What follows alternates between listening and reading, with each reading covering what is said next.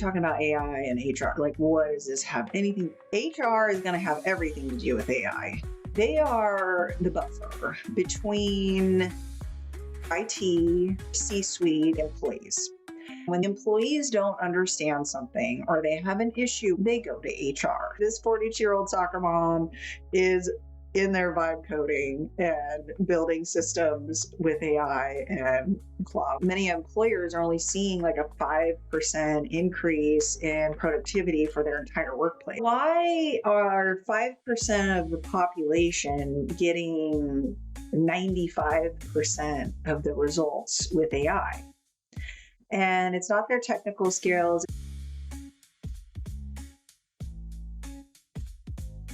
Welcome back to my channel. Hi, my name is DeWeese, and each week I come to you with topics related to HR and employee benefits and personal development stuff. And today I am going to address HR and artificial intelligence. It seems as though HR is getting seated with some additional responsibilities that many of us were not expecting in regards to AI. I think most people, when they first think about AI, they think, oh, this is up to my IT department. My IT department is going to tell me what's safe. And yes, they're going to do that and help configure or set up accounts for your employees to use ChatGPT or whatever AI strategy you decide to implement in your business. And I'm not going to go off on a tangent here. There's so many different ways to implement it. And I'm not an IT expert. I'm not some tech expert, period. I have been working in the area of HR and employee benefits for 20 years. I used to be a fitness coach. I worked in the area of employee wellness programs. And now I am pretty eyebrows deep. I was going to say elbows deep because that seems like what the traditional saying is elbows deep. But I'm like up to my eyebrows deep in AI at the moment. And I started out using it a very small amount when ChatGPT first hit the scene. And now I am using it obsessively and trying to figure out how to build with it. And I am fighting between the best time of my life and the most frustrating time of my life, all in the same moment, which has become a very interesting place to be because either my day is completely blown up, I feel like I've gotten nothing done, or I do about a year's worth of work in an afternoon. It's just like there's no real balance there at the moment. There was for a little while. I felt like I had a good balance going, but now I do not have a good balance going. And it's either my most productive day ever or things are on fire and everything's broken and nothing's working. So that is where I am completely addicted. Why do I continue? Why do I continue abusing myself? So you're probably wondering why I would even keep working this way. Well, I'm addicted to the most productive day ever. After that most productive day ever, the next day I'm like, okay, how do I do that again? What can we do now? Or how do I keep this thing going? Or how do I make it replicate in this exact way? How do I make it more replicable to replicate? It's hard to make these damn AI things replicate exactly the same twice. And they're always updating models and all this. So I'm here to talk to you about the psychology of AI because I am not an AI tech expert person. At this point, I would consider myself getting there. I'm not going to lie. I know more than basically everybody that I talk to in Gen Pop. But at the same time, out here on the internet, I'm not an expert compared to, some of these other people. For instance, Alec Flynn. Finn? Is it Finn or Flynn? Now I got to look it up because I'm going to fuck up his name and then I'm an idiot. Alex Finn. Let's see if it's right. Alex Finn. Yeah, here he is. This one. This guy. This guy, I would imagine, has no kids. Uh, you know, and he can just go all in. And I am so thrilled to see somebody doing this. I mean, what a smart kid. Good for him. He can just do this day in and day out and he's crushing it. Good for him. I am no Alex Finn. Okay. I am a soccer mom. Okay. I am a soccer mom. And I have had, I can't even find the right tab. I got so many freaking tabs open. I can't even find it. I can't even find my presentation. Oh, that's because I put it in a different browser. So I'm using this computer browser from Perplexity. And I like to open my presentations in here. It just looks nicer, I think, than other browsers. But I digress. And even though what I was saying is I'm not this tech expert or anything like that, I have worked in the area of HR and employee benefits for the last 20 years. I'm not a tech bro, but I do understand systems and I do understand benefits administration and business administration. And I do understand training employees, hiring and firing employees, implementing new systems, new structures into a business, okay, and how that works in real life. And I do understand people for the most part. I was a coach. I worked with people one-on-one, helping them change their behaviors. I've worked with them in a group setting through HR and employee benefits, in education meetings, and working with HR to get system or new benefit systems or new benefits implemented. And I see how we can all start out with a fabulous, fun new idea that is great, we think is great for everyone. And you start going down the yellow brick road and it doesn't work for Susie because Susie has this thing and she needs a special doctor. And I'm talking about employee benefits now.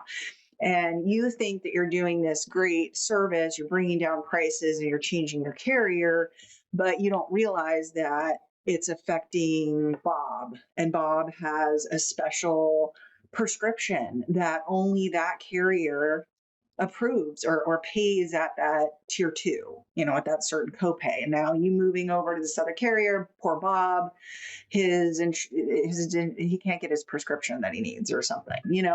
There's all these unintended consequences. Even though we have the best intentions, we want to make the company better, we want to bring in new benefits, new things. Change is hard. Change is hard on everybody. It's hard on HR. It's hard on the employees. It's hard on accounting and the CFO, everybody trying to track where this new payment goes. I mean, there's just changes all over the damn place, right? And you're like, Melissa, you're talking about AI and HR. Like, what does this have? Anything? HR is going to have everything to do with AI because they are the buffer between your IT, your C-suite, and the employees. And when the employees don't understand something or they have an issue with something, they go to HR. So HR is going to know all about all the problems going on with AI when you're rolling this thing out. And let's say, I think most businesses do something like this. They say, everybody gets ChatGPT. We're going to pay for your subscription. Here you go. You buy the enterprise plan, you're paying, $18 or $20 per employee per month or 10, whatever the deal is, depending on how many employees you have, and you pay that every month. And the CEO, I checked that box. I have now implemented AI into my business. All of my employees have ChatGPT. And for those of us that work with AI every single day, it's a little, yes, that's a good place to start. But is AI something you're slapping a sticker on where you say, yes, all of our employees use AI? Or is your business built on systems that operate with and through AI? Those are two different strategies. And I think most people are going to be in the former, the first thing I talked about, where everybody just has access to some sort of a language model like a chat GPT and Anthropic, and everyone is using it on a regular basis. And perhaps it's being used as a training tool. Okay, it's pretty nice to be able to go in there and format a workspace or an agent that has all of your business practices, your SOPs, your standard operating procedures, all put into one database that the agent pulls from. And your new employees or even existing employees can go in there and ask, okay, what are the steps for this again? Or where's that checklist? And it can boop. So instead of the employee hunting and pecking, oh, is it in this system? Is it over here? Is it over there? It can be an interactive way for the employees to pull information, get through processes. You can do step-by-step guides in there, and the AI can help track through each of those steps, so on and so forth. So I think most businesses are using it as a training tool, using it to help them with their SOPs and new employee onboarding and training, and as a resource to help train employees how to write perhaps emails or respond to customer service questions, or even obviously even having an AI do responses to customer service questions and having somebody overseeing that. So there's a bunch of different ways to do it. And what I see some employers really complaining about or starting to complain about is they spend all this money. You know, it's a new expense. Let's say you have 100 employees and you pay $20 a month, it's $2,000 a month. You're paying towards AI, and many employers are only seeing like a 5% increase in productivity for their entire workplace. It's like, okay, well, why am I spending, especially with all this inflation, an extra $24,000 a month for AI when I'm only getting 5% additional margin or additional productivity from my employees for that money? Can I put that money somewhere else? The answer is probably yes. However, if employees are trained in how to use AI, that's probably going to help quite a bit. And that's why I wanted to get into the psychology of AI and how some people do have blocks. All right. There are some people that are just going to have blocks. Okay. So again, a group of 100 people, out of 100 people, what percentage of those people are going to have a problem with using AI? One, either for religious reasons, ethical reasons. Some people believe AI is inherently evil and shouldn't be used at all. What percentage of the population that is, I don't know, but I know they're out there. I see them on the internet. There's also people that have a mental block. They believe that they are not computer people. I'm not a computer person. I don't understand. And their brain shuts off. They don't even try to understand. There's no moving past into learning anything if right out of the bat you say, I'm not good at that, before you even try, by the way. All right, so if that's you, if you're one of those people that say, I battle this all the time, especially now. I'm in there and I'm going, what the am I doing? This is insane. In the terminal and writing all this stuff, I'm like, oh my God, what is this? What are we doing? And yeah, I have to be like, Melissa does not go in terminals and start executing code and vibe coding with AI. And yes, she does. Let me tell you, she does. All right, this 42-year-old soccer mom is in there vibe coding and building systems with AI and Clawbot or OpenClaw, whatever you want to call it now. I still call it Clawbot, even though it was only Clawbot for like 2 days. I like Clawbot. I think it sounds better. I don't like OpenClaw. I think it sounds not great. I don't think it sounds great. I think it's got some bad connotations. But most people use AI wrong, and it's not their fault. They type something in, expect a miracle, and get frustrated when the answer is generic or completely off base. My Lord. Let me tell you, I've been dealing with this all day. I ran out of my Claude credits and I don't want to spend any more money. So I'm using like downgraded, not as great models.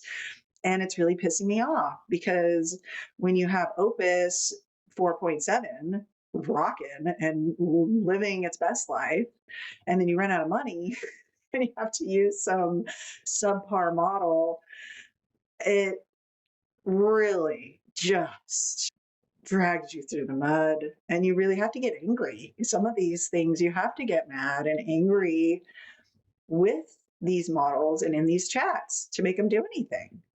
So the first piece of psychiatry, psychology with AI, I would say is say, yes, I can, or what can I do? Okay, yes, I can, and what can I do?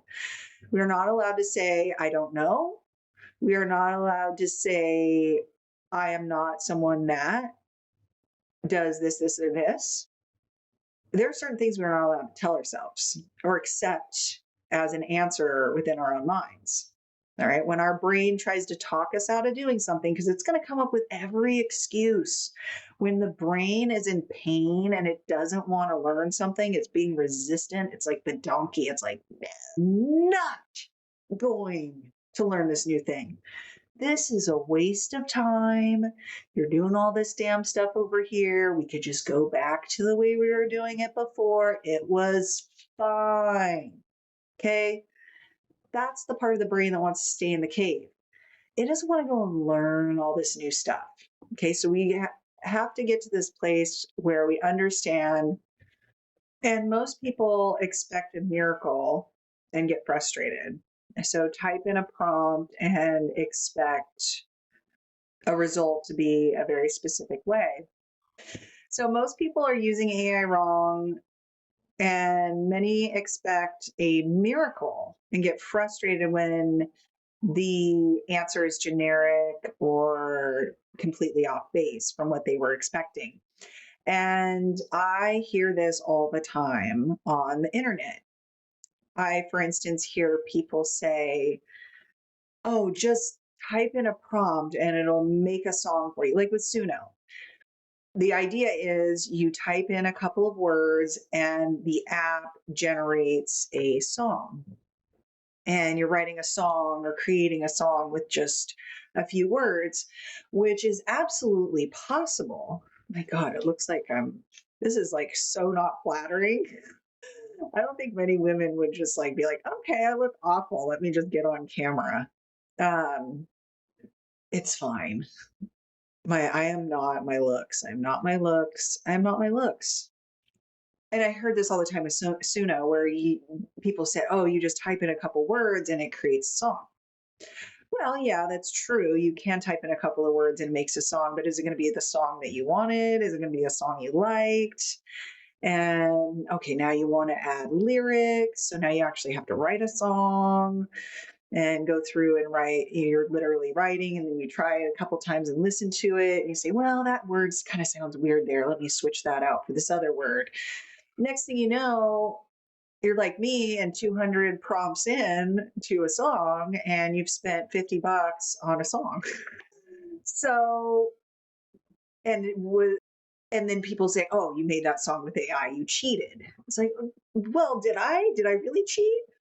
If I wrote the lyrics and I put it in there and I told it what type of song I wanted, what instruments I wanted, and I generated a song until it was close to what I had in my head. Is that cheating?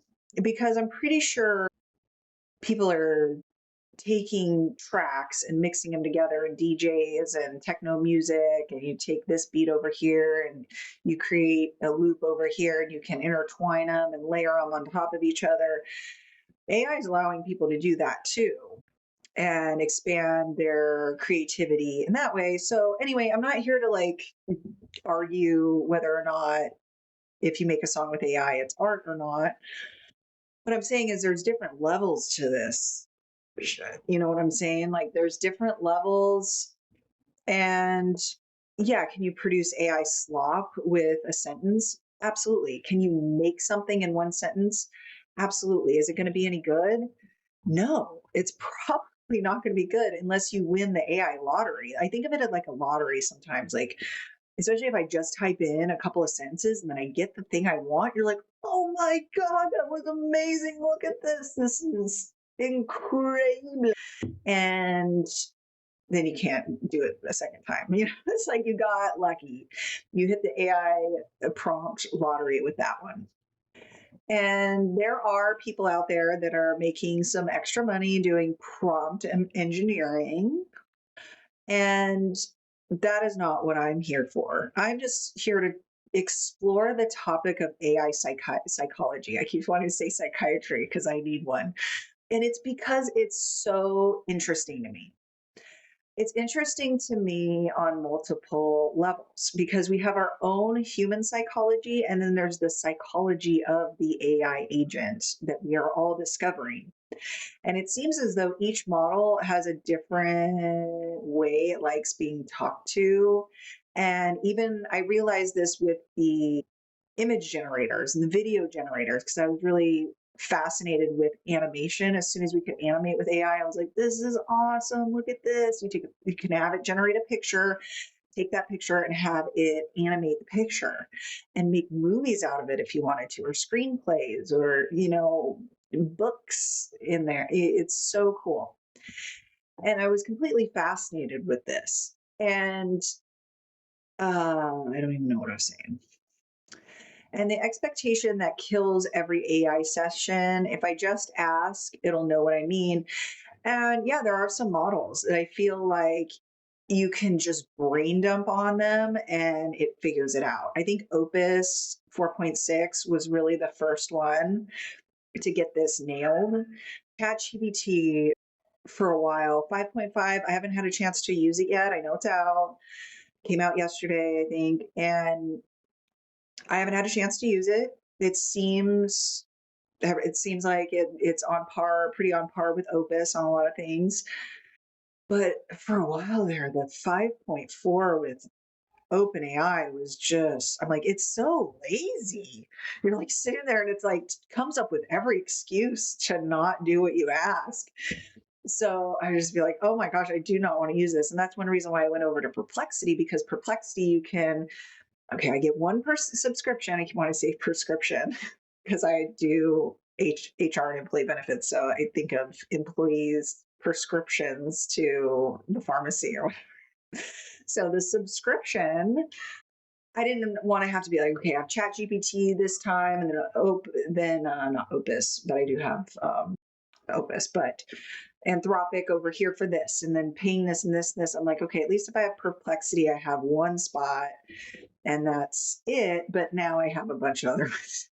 I was really trying to consolidate it at one point. I did really, really good for about 6 months, maybe 3 months, probably closer to 3 months and 6 months, but it felt like 6 months. It felt like I was really rocking on one platform there for a while. And I was being really good. The expectation that kills every AI session. If I just ask it, it'll know what I mean. AI doesn't know what you mean. It only knows what you typed. Yes and no. Sometimes that is the case. And it really comes down to getting to know the model that you're working with and understanding how the model thinks and what the information it likes to get before it answers a question completely. And also making sure that your business is upgraded to the most recent models if you can.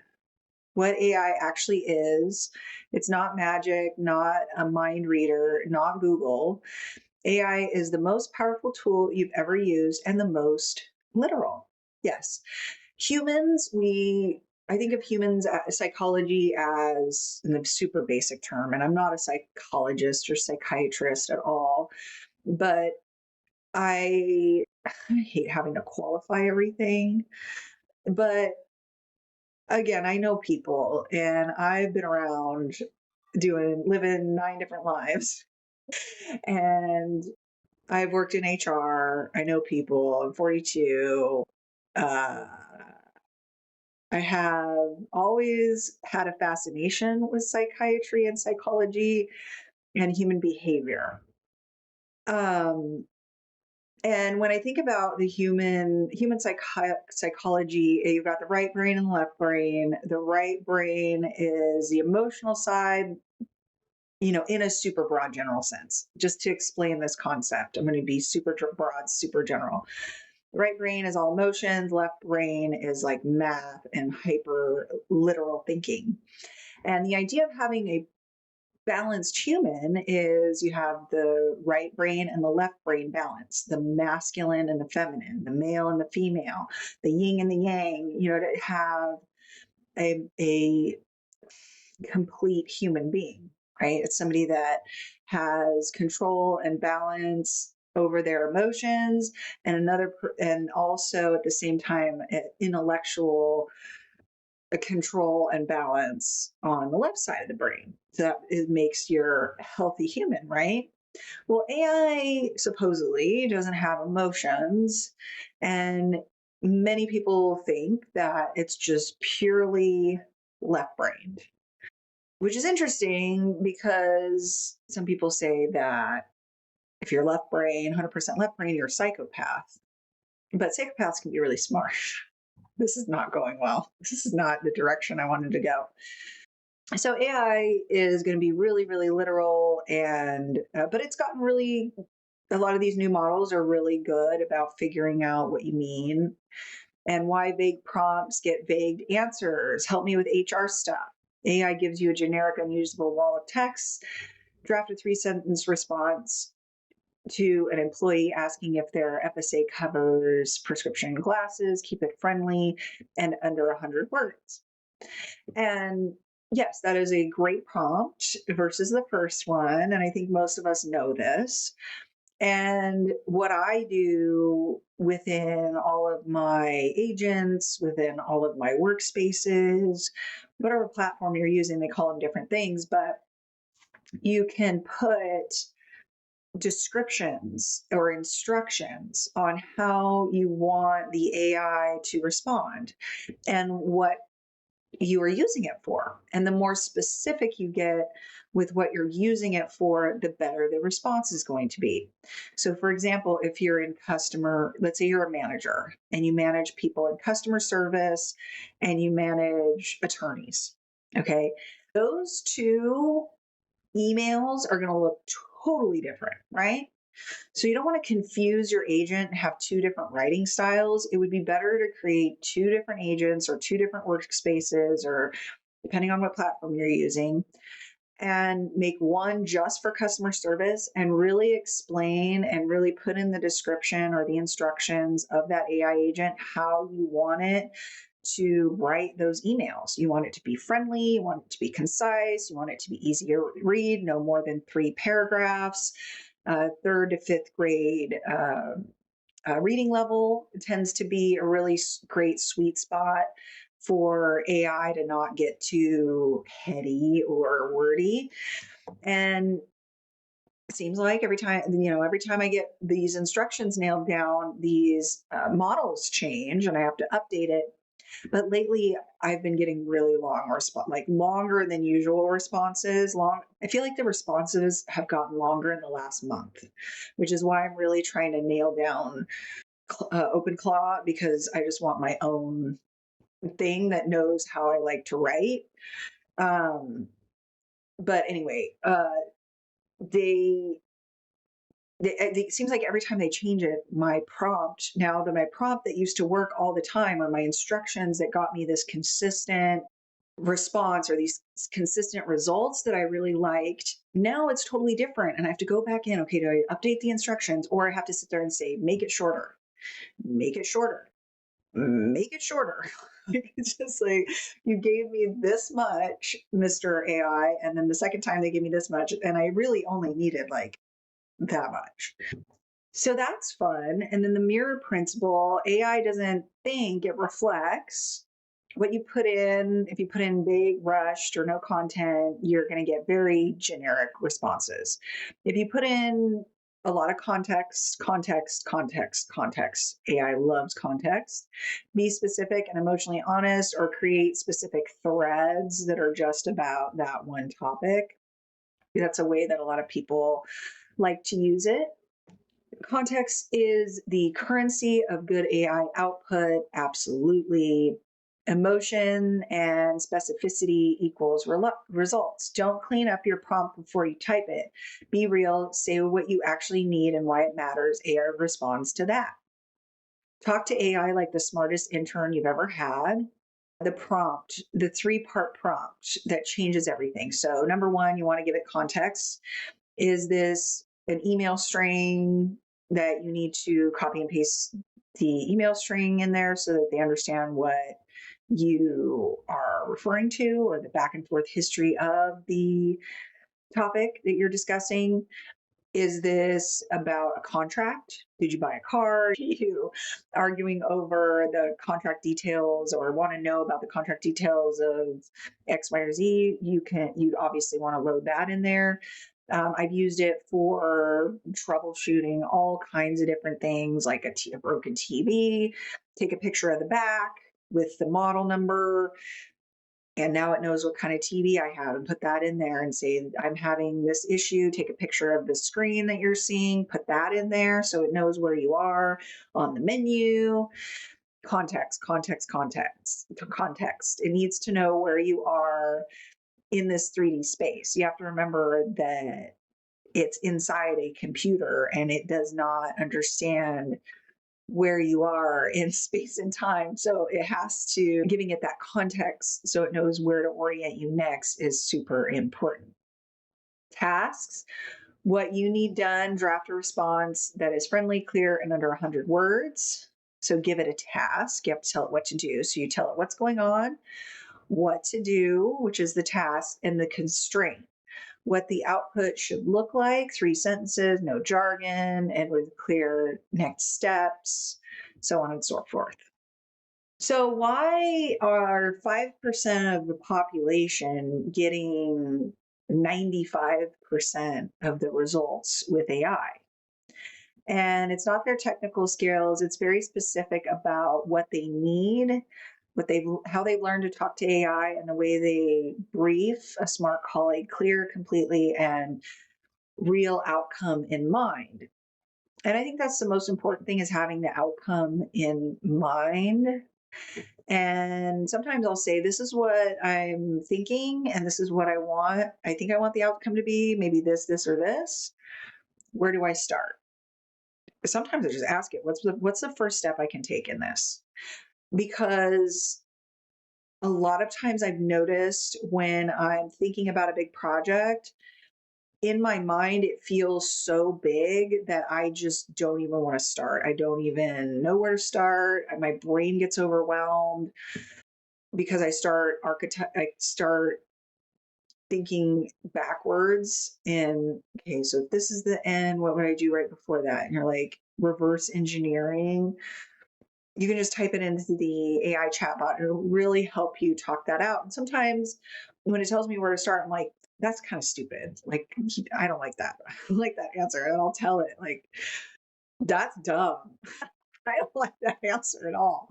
And sometimes it snaps out of it when I start consulting it.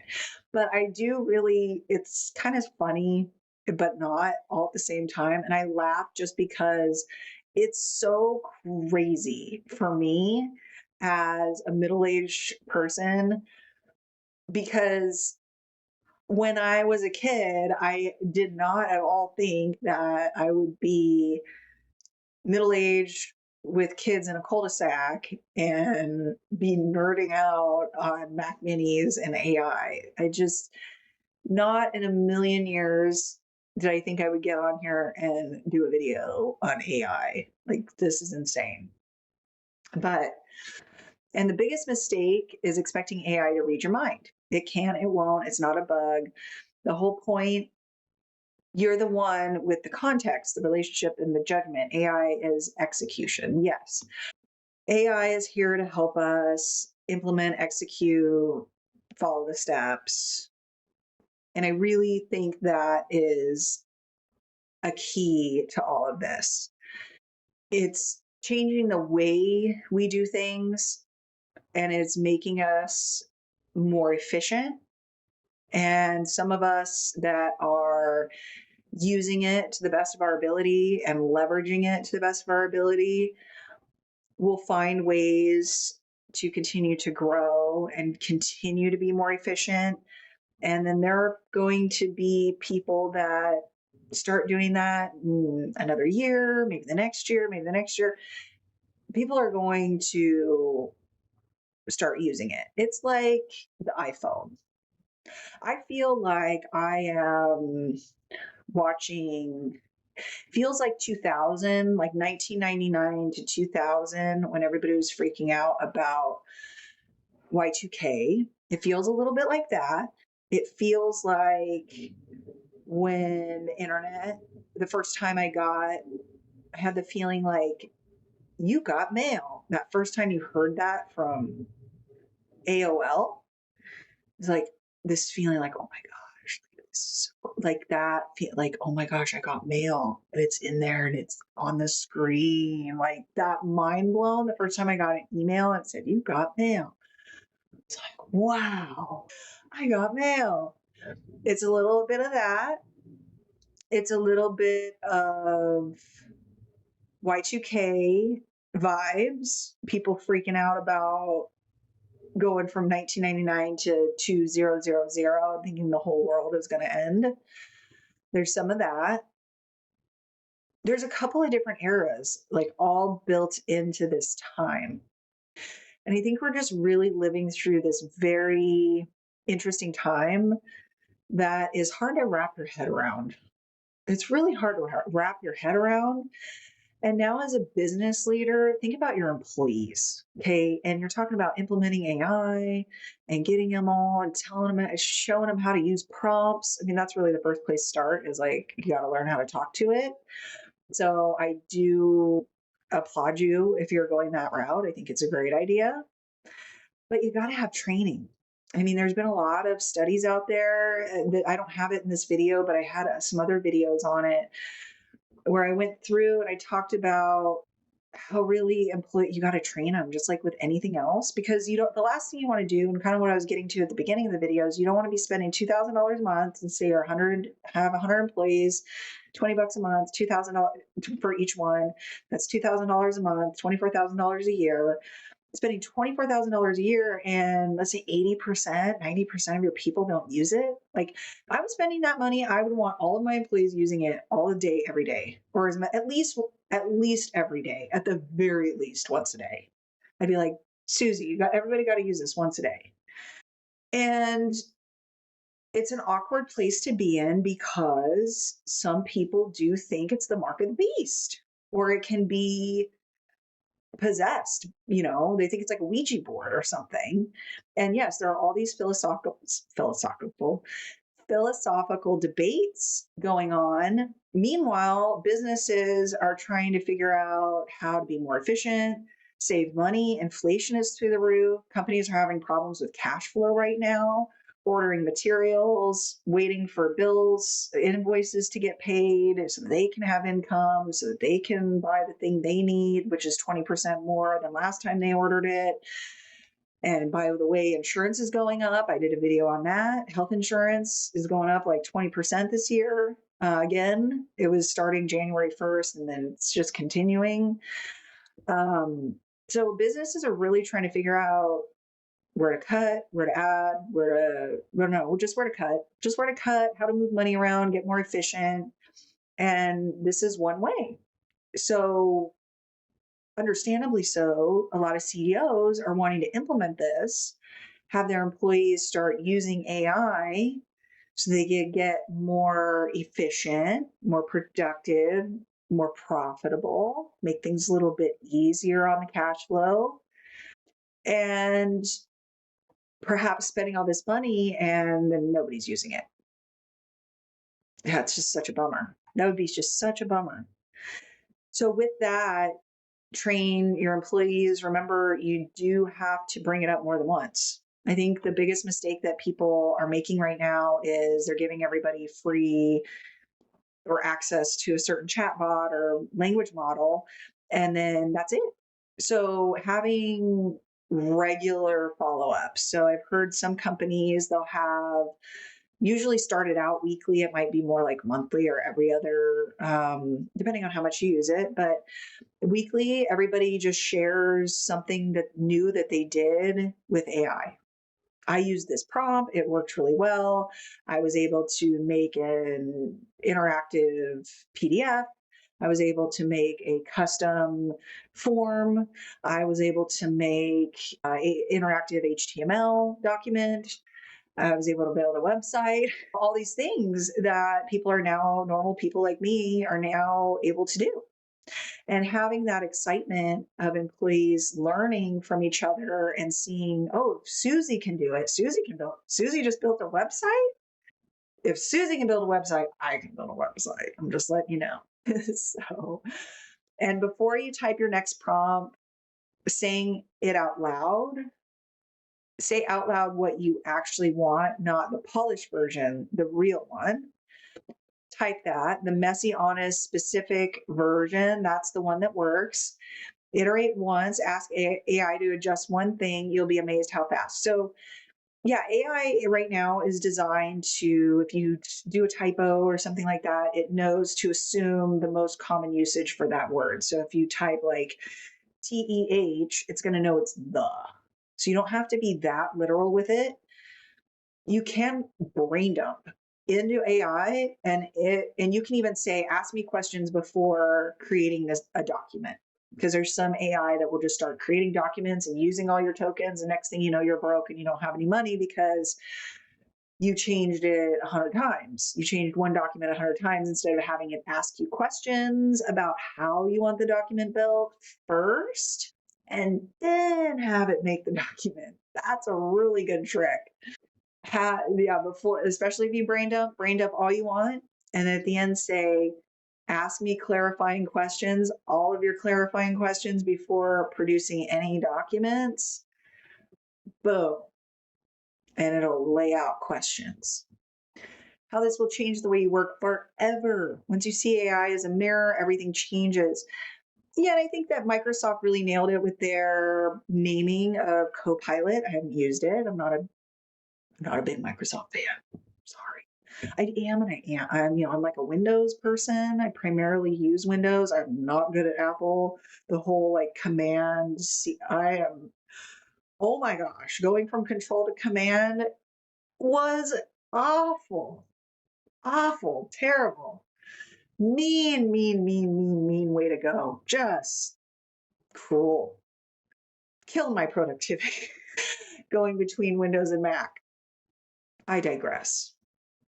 However, I do like Microsoft's idea where they call it Copilot because it is really like having a coach right there. And I love doing troubleshooting and things like that with it because I can sit there and go, okay, I tried this. This is what I thought. It didn't work. What do you think? And it'll give you alternative things to try. And it can look up the instructions manual and read it in 0.3 seconds. So I really think of it as a coach, a coworker, a co-pilot, etc. Say what you really want. Yeah, we already did that.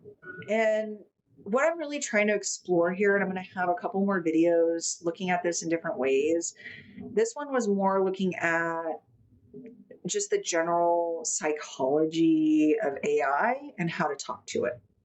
Now, the other things I want to get into are our psychology around AI and how employers can help their employees when working with AI and help them reframe for their own self-esteem too. Because like I said in the beginning, if an employee just has this thing they say to themselves that is, I am not good at computer stuff, their ability to jump over that and have success with technology or new technology, their probability of having success is a lot lower than someone that just inherently believes, oh, I can figure out. I am a problem solver. I'm a technical person. I can figure this. Or I'm a computer geek. I can figure this out. Somebody that says I'm a computer geek, I can figure this out, is the computer geek the person that believes or just tells himself, I am a computer geek. I can figure this out. Am I going to be able to solve this faster? Or is Bob, who's sitting next to me, that says, I'm not a computer person, is he going to figure it out first? And am I smarter than Bob? No, I am not smarter than Bob. I am not smarter than any of you. If I can figure this out, you can do it. That's really why I'm here, because I'm sitting here with my jaw on the floor, just absolutely amazed at what the possibilities are right now. And people are, I don't know what people are doing. I'm like, what are you doing? Get on your computer and figure this shit out. You guys, you can build your own CRM. You can build your own software. You can build your own apps in like a couple of hours if you really wanted to. Again, I'm not saying, so going back to this, the biggest mistake is expecting it to read your mind. I hate to say, again, I'm being hyperbolic and I'm constantly contradicting myself because I realize the path is the middle path. And to find the middle path, sometimes we have to describe the path way to my left or to my right and the path on my left. I have to describe those two paths so I can start aiming towards the middle. The extreme is people that believe, oh, yes, like we were saying before, 5 words creates a song. Can you create a song with 5 words? Yes, you can. You can create a song by typing 5 words into the Suno app. You will have a song that you can own, by the way. On the other side, you have, it will be a shitty song. Okay. And it will, if you wanted a good song, it's probably going to take you 8 hours, maybe even longer. Oh, then that 8 hours, now you've decided on the song, maybe, or maybe you need to sleep on it. Might take, we'll leave it a couple of days because some artists like to sleep on it a couple of days, try again, try again, try again. So depending on your process, give it a couple of days. We'll say 3 days for writing and picking the general melody and style, music style of the song. And then if you want to get producer level and take it down to all of its components and clean up every single piece of the song, make the drums do this on this part, and get into the nitty gritty details that all the artists love to do, that's is possible too, and it can take a long time. Is it faster and cheaper than doing it the old fashioned studio way? Yeah. Yeah, you could probably have a really well produced song in like a month. And you'd probably want to get somebody that's very musically inclined, like with digital music and knows how to like remix all that stuff or recreate and rewrite the parts that are messy, that I think they're called strings, or I forget what they're called, but they, in Suno, you can basically build a song or you can create a song and then you can pull it apart. So you can have it just do the audio, just the singing and just the instruments, or you can break it into all the different parts if you want. You can have the vocals, the backup vocals would be a different track, the drums would be its own separate track, the bass would be its own separate track, the guitar would be its own separate track, and so on. Maybe there's a jazz, a horn in there or something, that would be a separate track. So people can take those, clean them up because they run over each other and it's not perfect because it's AI, or the beat doesn't change quite right in this one section. So let's clean that up. That happens all the time with AI songs. So for people that are really into music, they hear all that and they're like, oh, this is AI slop. But then I get it. The beauty can be in the details, especially with music. But the same thing goes for what I just said, is you could build an app within a couple of hours. Is it going to be the app that you love? No. Is there going to be a bunch of AI slop apps? Yes. Is there already a bunch of AI slop apps? Yes. Are people trying to sell art that is AI slop art? Yes, people are trying to figure out how to make money with this thing all over the place. But my point is, you can build an app now as a layman, as a lay person. We now have the tools to build an app. It might be a shitty app, but you know what? It's an app. Okay. It's somewhere to start. And as we get better with prompting, we should be able to build better apps and build better things. And once we understand all the different layers of it and so on, I mean, there's a lot to it. Don't get me wrong. And I really realized how much is behind a lot of this and how much harder it actually is than what it sounds like. So I think that the big misconception with AI is that you can get the thing you want in 5 words, 10 words. It's like the 6-minute apps. It doesn't, like, it's not real. Like, yeah, you can get a thing, but it's the continued consistency that's going to actually get what you want. It's not one perfect workout. It's working out 15 minutes a day every single day for 5 years straight, right? It's the everyday little shit we do that gives us the result we want. And I would argue it's the same with AI. It's not like you're going to go in there and rock the house and build everything you want to build in a day. Believe me, that's what I want so bad. My part of me wants that to be real, and I do fall into that, and I do get angry. And I've noticed when I'm getting mad at my computer or mad at an AI agent, it's because I had unrealistic expectations. I expected it to give me exactly what I wanted in 0 time flat, and that is just not reality. We have to reiterate, and context. And there's still testing involved. Even when it builds the app, you want to share it with a friend, you want to go over it. Like, if you are going to build a custom CRM system for your company using AI, you have to get your test subjects in there. You've got to get those maybe 1 or 2 other employees to go through it with you, and they'll go, oh, look, yeah, that's weird. Oh, look, this page is formatted weird.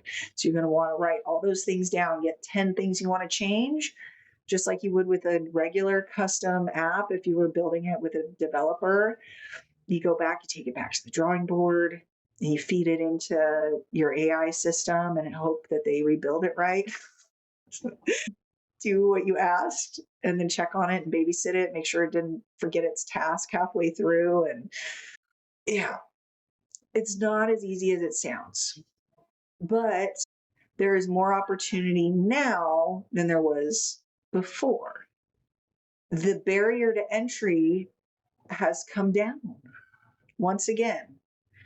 And I hope that I can encourage employers and employees to take the leap, to give it a try, to see if it can improve your life for the better. And there are some other topics that I do want to get into, like, it's a little bit more philosophical on my end, why I'm building things the way that I am. I like the idea of local models, having these big companies that are centralized, know absolutely everything about me is not going to happen, or I will put up resistance to that for as long as I can. And I am building my systems for my own personal privacy and for privacy for my clients and people I work with. And I'm not going on to external websites and putting anything personal or protected on these sites. Okay. I think that is something I've talked about it before. That's going to be another topic. Is there are employees out there that are just dumping information about your company into a non-approved AI source. Okay. And that's happening. So even for employers that aren't using AI and not paying for open AI every month for all their employees, you're also going to have the group of employees that are going to use AI no matter what, and they're going to use the one that they like no matter what you say. And they're going to pay for it on their own. And there's a whole there's issues building up around that as well. So we've got the gamut of employees that think AI is evil and do not want to use it no matter what, all the way over to employees that don't care what you say. Even if you tell employees they can't use AI, they're going to use it anyway, and they're going to use the ones they want, and they're probably going to put some information they're not supposed to into those. So we've got that spectrum of people. So if you're a business owner, HR manager, you're in for a treat as we go through this AI revolution together. And these are the topics that I am going just to continue to bring up and digest with you and talk through as I go through them myself. So thank you for hanging out until the end. Hopefully you found this interesting and useful. Please write a comment down below. Let me know what you think. Let me know what you're doing. Let me know what your favorite model is. Are you using Opus 4.7? Are you an OpenAI 5.5 kind of gal, kind of guy? What are we rocking with? So make a comment, hit the bell, and share this with somebody that you think will find it interesting. That would really help me out. Hit the like button, and we'll see you next time.